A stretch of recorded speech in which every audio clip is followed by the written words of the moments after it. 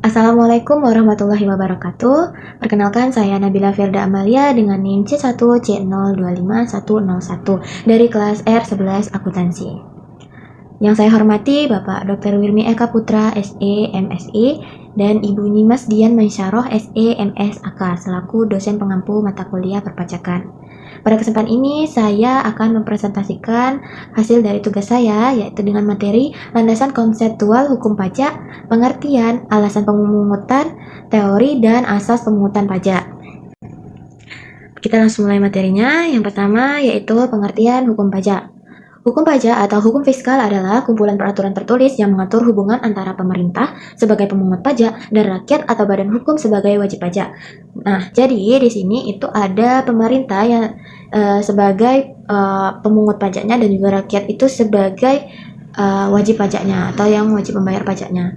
Nah, terkait hak dan kewajiban perpajakan. Bagian dari hukum publik ini bersifat memaksa, bertujuan membiayai pengeluaran umum negara berdasarkan undang-undang. Nah, kemudian kedudukan hukum pajak menurut Profesor Dr. Rahmat Sumitro, SH, hukum pajak mempunyai kedudukan di antara hukum-hukum sebagai berikut. Yang pertama ada hukum perdata, yaitu mengatur hubungan antara satu individu dengan individu lainnya.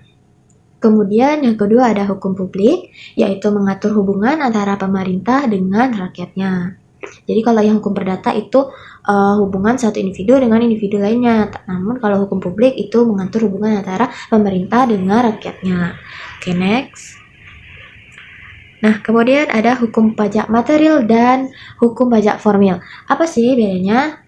Apa sih sangkut pautnya? Nah, jadi hukum pajak material itu adalah memuat norma-norma yang menerangkan antara lain keadaan, perbuatan, peristiwa hukum yang dikenai pajak. Nah, siapa yang dikenai pajak atau objek pajaknya? Kemudian, siapa yang dikenakan pajak? Subjek pajaknya.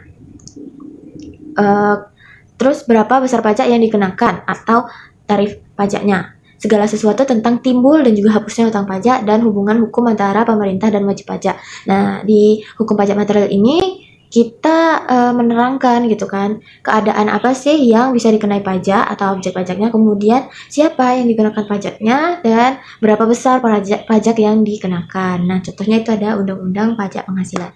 Kemudian yang kedua yaitu ada hukum pajak formil. Itu memuat bentuk atau tata cara untuk mewujudkan hukum dari material. Nah, jadi ini ada kaitannya ya sama hukum material.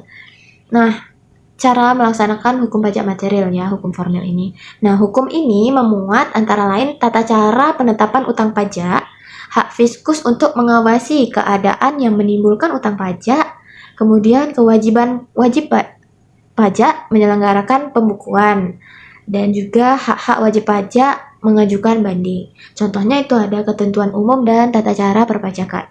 Oke, kita next.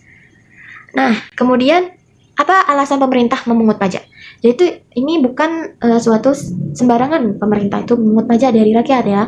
Nah, jadi saya jelaskan dulu. Yang pertama ada definisi pajak menurut Undang-Undang Nomor 16 Tahun 2009 tentang perubahan keempat atas Undang-Undang Nomor 6 Tahun 1983 tentang ketentuan umum dan tata cara perpajakan pada pasal 1 ayat 1 yang berbunyi, pajak adalah kontribusi wajib kepada negara yang terutang oleh orang pribadi atau badan yang bersifat memaksa berdasarkan undang-undang dengan tidak mendapat imbalan secara langsung dan digunakan untuk keperluan negara bagi sebesar-besarnya kemakmuran rakyat.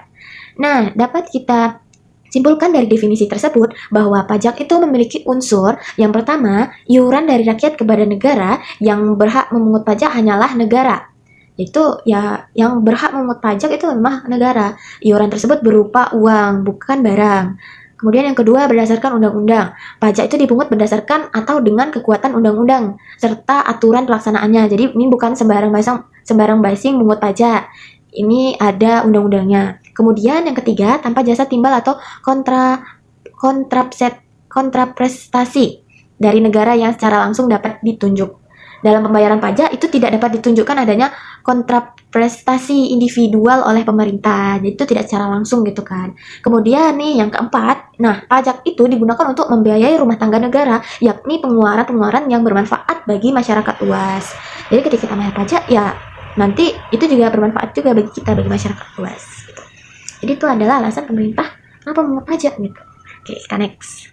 Nah, kita masuk ke teori pemungutan pajak. Di sini ada 5 teori. Yang pertama ada teori asuransi. Nah, teori asuransi ini misalnya kita kalau jaminan asuransi gitu, kesehatan. Nah, jadi rakyat itu harus membayar pajak yang diibaratkan sebagai suatu premi asuransi karena memperoleh jaminan perlindungan tersebut. Kita juga kesehatan perlu perlindungan ya, jadi kita membayar pajak seperti itu. Kemudian ada teori kepentingan. Nah, semakin besar kepentingan seseorang terhadap negara, nah makin tinggi pula pajak yang harus dibayar gitu. Kemudian ada teori daya pikul. Pajak itu harus dibayar sesuai dengan daya pikul masing-masing orang. Di sini ada dua unsur. Yang pertama unsur objektif dan juga unsur subjektif.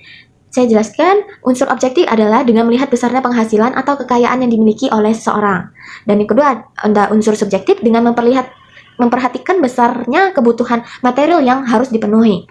Saya beri contoh, Tuan A dan Tuan B. Tuan A dan Tuan B itu sama-sama berpenghasilan 5 juta. Kemudian tetapi Tuan A itu sudah mempunyai 3 anak, tapi Tuan B itu masih bujangan gitu kan. Nah, kalau dilihat dari unsur objektif, keduanya sama-sama memiliki gaji yang sama besarnya, yaitu 5 juta. Tapi ketika kita melihat dari unsur subjektif, itu berbeda karena si Tuan A sudah dengan gaji 5 jutanya dia menafkahi 3 orang anak gitu kan. Nah, tetapi si Tuan B itu hanya menafkahi dirinya sendiri dengan gaji 5 juta seperti itu. Kemudian kita lanjut ada teori bakti, yaitu sebagai warga negara yang berbakti, rakyat harus selalu menyadari bahwa pembayaran pajak adalah sebagai suatu kewajiban. Jadi ini sebenarnya ada kekurangannya juga karena ini tidak memperhatikan status sosialnya gitu kan. Misalnya mau dia kaya, sederhana atau miskin itu pajaknya ya udah sama rata gitu kan. Nah, kemudian ada teori asas daya beli, yaitu memungut pajak berarti menarik daya beli dari rumah tangga masyarakat untuk rumah tangga negara. Selanjutnya negara akan menyalurkan kembali ke masyarakat dalam bentuk pemeliharaan kesejahteraan masyarakat. Oke, kita next. Nah, kemudian ini ada asas pemungutan pajak. Ada 3. Yang pertama ada asas domisili atau asas tempat tinggal. Nah, negara berhak mengenakan pajak atas seluruh penghasilan wajib pajak yang bertempat tinggal di wilayahnya, baik penghasilan yang berasal dari dalam maupun dari luar negeri. Asas ini berlaku untuk wajib pajak dalam negeri. Contohnya, Tuan A, dia berpenghasilan, dia dari Indonesia ya, dia tapi berpenghasilan di Jakarta sama berpenghasilan di Singapura. Nah, dia itu juga walaupun dia berpenghasilan di Singapura juga, dia wajib membayar pajak di Indonesia karena negara asalnya adalah negara Indonesia. Nah, itu dia. Kemudian ada yang kedua, asas sumber. Negara berhak mengenakan pajak atas penghasilan yang bersumber dari wilayahnya tanpa memperhatikan tempat tinggal wajib pajak. Jadi, contohnya adalah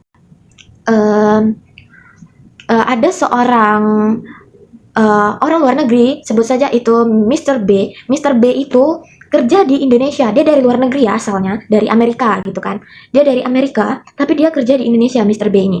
Kemudian Mr. B ini wajib membayar pajak di Indonesia karena dia berpenghasilannya dari Indonesia, seperti itu. Itu nama asas sumber.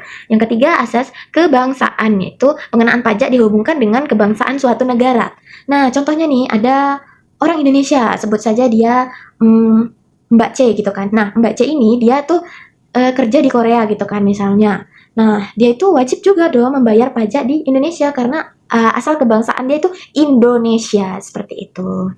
Nah, dari semua yang sudah saya jelaskan akan saya rangkum. Untuk kesimpulannya itu, berdasarkan pembahasan yang telah diuraikan tadi, dapat disimpulkan bahwa pajak merupakan kontribusi wajib rakyat kepada negara yang dipungut berdasarkan undang-undang dan digunakan untuk membiayai kepentingan umum demi tercapainya kemakmuran rakyat. Pajak itu memiliki peranan yang sangat strategis karena menjadi sumber utama pendapatan negara dalam APBN yang digunakan untuk membangun infrastruktur, penyediaan layanan pendidikan dan kesehatan, serta berbagai program kesejahteraan sosial. Oleh karena itu, pajak tidak hanya sekedar kewajiban, tetapi juga bentuk partisipasi masyarakat dalam pembangunan nasional. Nah, hukum pajak sebagai bagian dari hukum publik itu mengatur hubungan antara pemerintah dan wajib pajak yang terdiri dari hukum pajak material dan juga hukum pajak formil. Pemungutan pajak didasarkan pada berbagai teori, seperti teori asuransi, kepentingan, daya pikul, bakti, dan asas daya beli. Nah, serta pedomannya itu ada pada asas domisili, sumber, dan kebangsaan.